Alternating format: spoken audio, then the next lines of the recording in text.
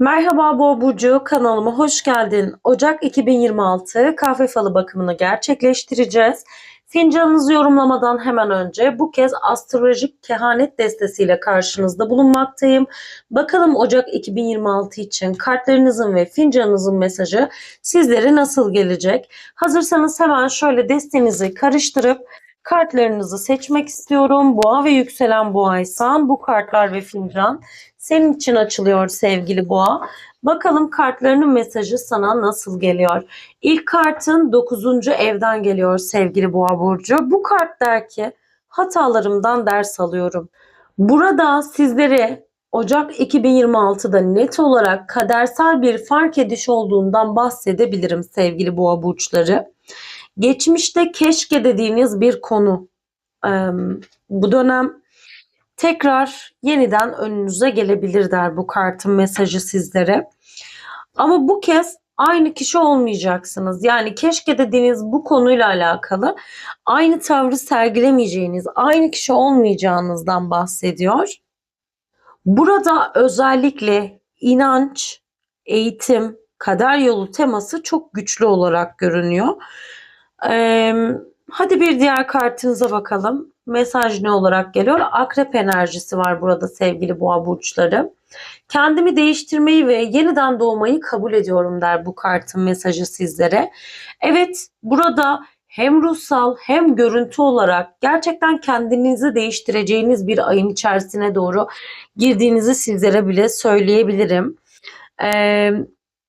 Bir şeyi kökten bırakabileceğinizi de aynı zamanda söyleyebilirim. Yani dedim ya hem ruhsal belki dış görünüşle alakalı bir şey de olabilir bu. Ama daha çok böyle ruhsal hissettiren bir durum da var bana burada. Bir insan olabilir bu bırakacağın şey. Belki kendinde istemediğin bir alışkanlık, bağlılık ya da bir korkuyu bırakmak olabilir.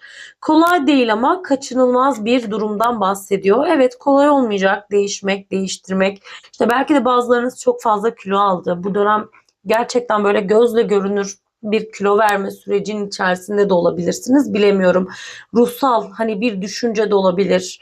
Yani bu tamamen şu an sizin hayatınızla alakalı. O yüzden uyumlandıklarınızı alın ama boğalar sizin hayatınızda evet Ocak 2026'da fiziki ya da ruhsal, zihinsel bir şey değişiyor. Bu kartın mesajı çok net. Boğa burçları bence Ocak 2026'da acıyı taşıyarak güçlü olmayı bırakıyorlar ve gücünü bırakabilme cesaretini alıyorlar da diyebilirim. Diğer kartın terazi enerjisinde geliyor. Evet, burada bir dengeden bahsedebilirim. Terazi bize her zaman dengeyi hissettiriyor. E, Ve çevrenizde uyumlu bağlar kuracağınızdan, artık uyumlu kişileri hayatınızda, sizin dengenizi bozmayacak insanlarla hayat yolunda ilerlemek istediğinizden de bahsediyor. Tabii ki burada yine maddi manevi bir denge sürecinden de bahsetmek mümkün olarak görünüyor sevgili boğa burçları. Hadi bir kart daha açalım. Son kartın 3. evden geliyor. Zihnimin potansiyelini sonuna kadar kullanıyorum diyor bu kartın mesajı sana sevgili boğa burcu. Bu da sana aslında şunu söylüyor. Yani bu desteği için çok kritik bir kapanış kartı da geldi diyebilirim. Ocak 2026'da bir konuşma yapılacak ya da yapacaksın. Bir mesaj atılacak ya da susarak bile çok şey söylenecek gibi görünüyor. Burada kelimelerin kaderi değiştirdiğinden bahseder aslında bu kart sana. Özellikle aile, kardeş, yakın çevre, eski bir muhatap, dost, eski bir tanıdık da olabilir bilemiyorum. Ama ağzından çıkan tek bir cümle her şeyi değiştirecek diyor. Boğa burcu için Ocak 2026 ben aynı yerde kalamam dediğin ay olacak. Bir ders kapanıyor, bir güç geri dönüyor ve bu kez denge senin lehine. Yani o ağzından çıkacak neyse senin lehine olacak diyor bu kartın mesajı sevgili Boğa burcu. Hayır olsun, hayırlara vesile olsun diyelim. Hadi hazırsan Ocak 2026 için fincanını da birlikte açalım. Boğa ve yükselen boğaysan bu fincan senin için açılıyor. Niyetim olsun sevgili boğa. Neyse halin çıksın fincanında diyelim. Bakalım fincanın bize neler gösterecek. Hemen sizlerin de şöyle bir fincanı görmesini istiyorum. Ve tabii ki ben de gördüklerimle sizler için yorumlayacağım sevgili boğa burçları. Bakın bakalım sizler de neler görüyorsunuz. Evet, fincanınızın içi böyle görünüyor. Ben hemen şöyle gördüklerimle size başlamak istiyorum. Evet, bu fincana baktığım zaman böyle çok net figürleriniz var. Yani çok dolu dolu şeylerin anlatıldığı bir fincan olarak görünüyor. Hani böyle görselde evet burada boşluklar var ama o boşluklarda bile flu yollar var sevgili boğa burçları. Hani ne kadar kameradan görebiliyorsunuz bilmiyorum ama tam şu noktada boş görünen yerde bile birçok figür olduğunu sizlere söylemem mümkün. Şimdi bu tarafa baktığım zaman sevgili boğalar fincanınızın üst kısmında şurada bir kalabalık var. Daha çok böyle yan yana insanlar var. Şurada üçlü bir konuşma var. Burada ikili bir konuşma var. Yani burası biraz kalabalık. Burada birileri konuşuyor. Burada da ayrıca biri var. Şuradaki hatta 3 kişilik bir masa gibi de duruyor sevgili boğa burcu. Bu şu demek, birileri sizlerin hakkından konuşmuş. İkili üçlü konuşmalar var. Ama sizler o konuşmanın içinde değilsiniz. Yani sadece adınız geçmiş, yorum yapılmış ama gerçek eksik bırakılmış gibi görünüyor. Fincan burada çok net. Herkes konuşmuş ama kimse cesur olamamış mesajını sizlere getiriyor. Ve ilginç olan şu ki bu konuşmanın yükü sizlere değil onlara kalacak olarak görünüyor. Hemen altına baktığım zaman sevgili boğa burçları bakın bu konuşmaların altında çok net bir 3 rakamı var. Görebiliyor musunuz? Tam şöyle o konuşma olarak gösterdiğim yerin altında böyle 3 rakamınız bayağı da büyükçe kendini belli etmiş olarak görünüyor. Bu sayı aslında tesadüf değil. 3 gün 3 hafta ya da Ocak ayının ilk 3 haftası bu süre içinde bir şeyin netleşeceğinden bahseder. Bir konu açılacak, bir laf tamamlanacak ama bu sefer yarım kalmayacak. Bu ay yarım bırakılan cümleler tamamlanacak diyor burada gördüğüm bu rakam. Ee, Şimdi hemen şöyle devam ettiğim zaman sevgili boğa burçları burada gördüğümden devam etmek istiyorum. Bakın 3 tane yolunuz var. Her bir yolda ayrı ayrı. Hani şöyle dipten gelen bir tane burada. Evet biraz flu görünüyor ama aslında benim baktığımda daha net. Tam burada 3 tane yol var. Bu yollar biraz bana garip hissettirdi. Çünkü birinci yol alıştığınız bir yol. Bildik güvenli ama dar olarak görünüyor. İkinci yolsa kafanızı kurcalayan yol. Korktuğunuz ama içten içe de böyle çekindiğiniz bir yol olabilir. Üçüncü yolsa başkalarınızın sizin adına çizdiği yol olarak görünüyor sevgili boğa burçları. Fincan burada aslında size net olarak der ki en tehlikeli yol size ait olmadığını hissettiğiniz yol. Yani belki de başkalarının sizin için çizdiği yol olabilir. Ocak 2026'da çok net bir karar var ve bu kararlar ertelenirse kaderiniz biraz sıkıştırılacak olarak görünüyor. Hemen böyle altına baktığımda da böyle telveleriniz şurada üst üste binmiş. Hani böyle basamak basamak böyle e, bir birikim var burada. Bir yığılma var. Telve yığılması var. Ve böyle içerik kısımla da yani diple de bağlantılı bir durum olarak görünüyor sevgili boğa burçları. O yüzden uzun süredir içinize böyle attığınız, konuşmadığınız, sustuğunuz, geçiştirdiğiniz ama hemen e, böyle çok dışa da vurmak istemediğinizde diyebilirim. Bir durumdan bahsediyor. Biraz içsel olarak evet sıkıntıda olarak gördüm sizleri ama burada da bir dağ figürü var. Görebiliyor musunuz? Böyle bu figürün hani bu atılan sıkıntılarla da aynı zamanda bağlı bir dağ figürü de görüyorum. Dağın bir tarafı kısa. Hani böyle daha alçakta kalan bir dağ gibi görünüyor. Bir tarafı daha tepede olarak görünüyor sevgili boğa burçları. Sanki böyle bir konuda küçük olana razı gelmişsiniz. Ama içten içe de bu tepedeki noktayı istemişsiniz. Yani daha büyük olan tarafı gibi görünüyor. Hemen dağın arkasına baktığımda burada da böyle şelale gibi bir görüntü var. Yani dağın tepesinden akan bir su gibi bir görüntü oluşmuş. Burada da aslında size bastırdığınız duyguların çözüldüğünden bahsedebilirim. Bu fincan diyor ki ya bilinçli olarak zihninden bir şeyleri artık sileceksin ya da zihnindeki bu şeyler artık taşacak. Ocak ayında duyguları kontrol altına alman gerektiğinden bahsediyor aslında. Tam olarak ifade etmek istediğim bu. Eğer kontrol altına almayı hani dengeleyemezsen böyle bir şeyleri pat diye ifade edebilirsin. Yani bazı kelimeler kontrolsüzce ağzından çıkabilir. Bazı sıkıntılarını böyle anlatmak istemediğin kişilere dahi hani bir duygu taşması sebebiyle böyle kontrolsüzce dağıtabilirsin. O yüzden aslında da aynı zamanda temkinli ol da der buradaki görüntü sana. Hemen devam ettiğim zaman sevgili boğa bak burada bir pencere var. Ne kadar görünüyor bilmiyorum oradan. Aslında dikkatli bakarsanız şu kısmın pencere olduğunu görebilirsiniz. Yani kapı değil bu direkt bir pencere sevgili boğa burçları. Bu çok güzel bir figür. Çünkü pencere zorla girilen bir şey değil. Yani sadece açıksa girebilirsin ve açıldığında gelen bir fırsattan bahseder sana. Ki burada gördüğüm pencere de açık bir pencere olarak görünüyor. Fakat bence bu ay bir fırsatla alakalı bir pencereyi açmışsınız. İşte bir şeyi aralamışsınız. Ama tam olarak içeri girmemişsiniz. Fakat burada gördüğüm bu görüntü der ki bakmaya devam edersen cesaret gelir. Yani toparlanıyorum.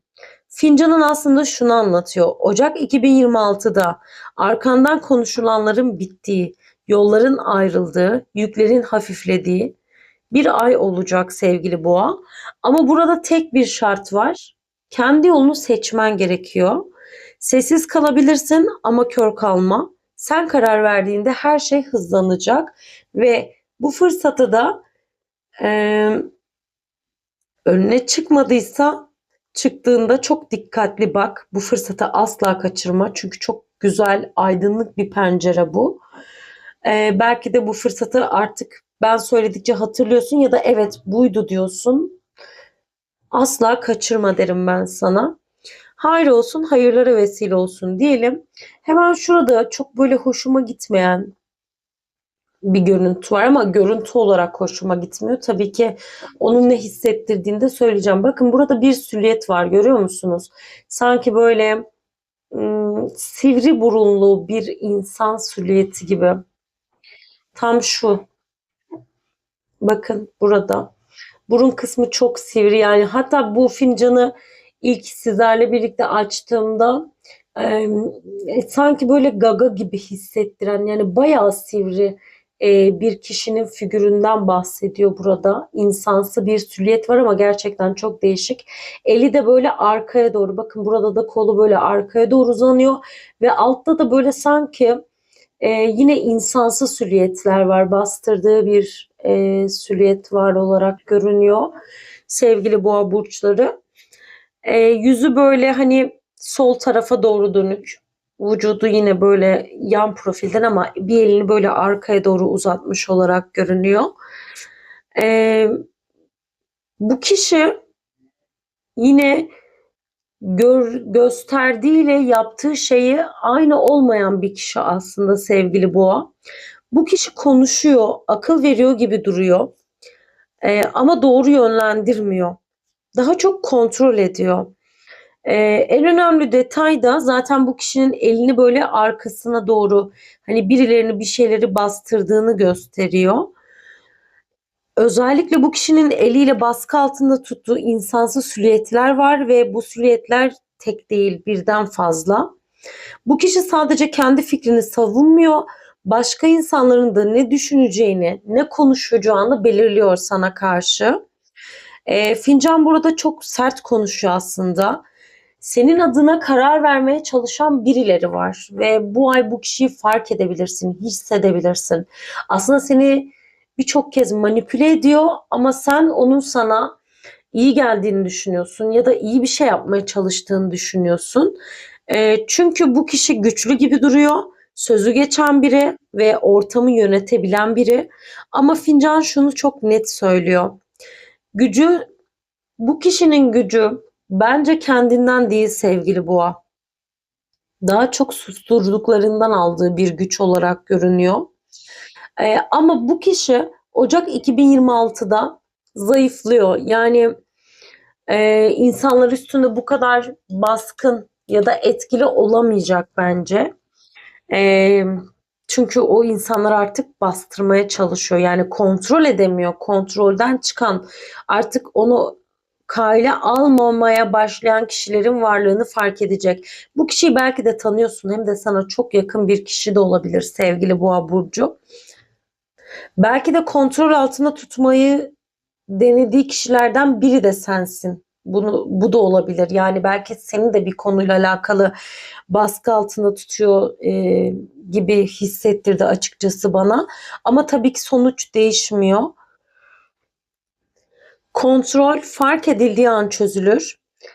Özellikle bu sivri burunlu diye tarif ettiğim bu insan, çünkü burnuyla çok dikkat çekiyor. Ee, Senin için bir uyarı aslında. Herkes dost gibi durabilir. Her yol gösteriliyor gibi konuşulabilir. Ama bu fincan net olarak şunu söylüyor. Gerçek liderler asla arkadan tutmazlar sevgili boğa. O yüzden bu kişide hoşuma gitmeyen bir şey var. Hatta bu kişiden nazar da alıyorsun. Böyle esneme, bir ağırlık bastı bana bu kişiden bahsederken. O yüzden bu kişiye karşı dikkatli olmakta fayda var. Yani dost görünen düşmanların var, hissediyorsun ama o konuştuğunda acaba diyorsun. İşte o kişiye dikkat et sevgili boğa. Tam olarak bunu söylüyorum. Ki ciddi bir nazar da var üzerinde. Çünkü ya sen görmüyorsun ama ben şu anda gözlerimden patır patır yaşlarla fincanını yorumluyorum. Hadi tabağına da bakalım.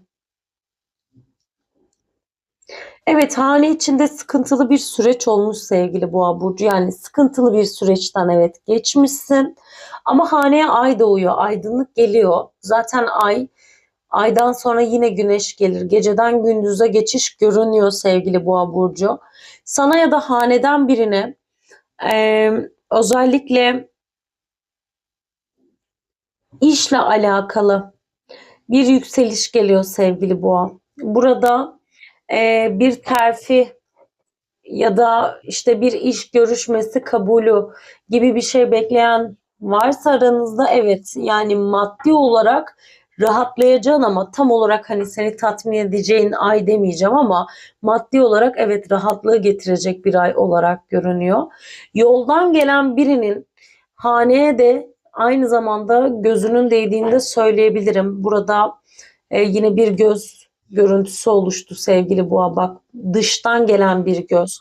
Yani hanende de birilerinin gözü kulağı var. Bu ay beklenmedik misafirlerin gelebilir. Hanenin içini biraz kalabalık gördüm. Bir de S harfli bir kişiyle alakalı gelecek bir haber var. Adında ya da soyadında S harfi olan bir kişiyle alakalı sevgili Boğa burcu. Hayır olsun, hayırlara vesile olsun diyelim. Evet sevgili boğalar. Genel olarak sizlere söylemek istediğim birkaç bir şey var. Şuna inanın ki herkesi taşımak zorunda değilsiniz. Herkese anlamak da sizlerin görevi değil. Bazen susmak güçtür ama bazen susmak kendini de terk etmektir. Ocak 2026'da kalbinle bildiğini aklınla savunman gerekecek sevgili boğa. Ve şunu unutma, seni gerçekten seven kişi arkandan tutmaz, yanında durur. Fincanın en net mesajı bu olsun bence. Gerisi tamamen senin cesaretine kalıyor sevgili boğa. Evet, ben de sizlerle bu ayki fincanımı ve kartlarımı öğrenmiş oldum. Tabii ki ben de bir boğa olarak aynı mesajları ben de dikkate alıyorum. Çünkü hepimiz adına açılmış bir fincandı bu. Bugünlük bizden bu kadardı. Bir sonraki videoda görüşmek dileğiyle. Sürçülisan ettiysek affola. Hoşça kal, sevgiyle kal sevgili boğa.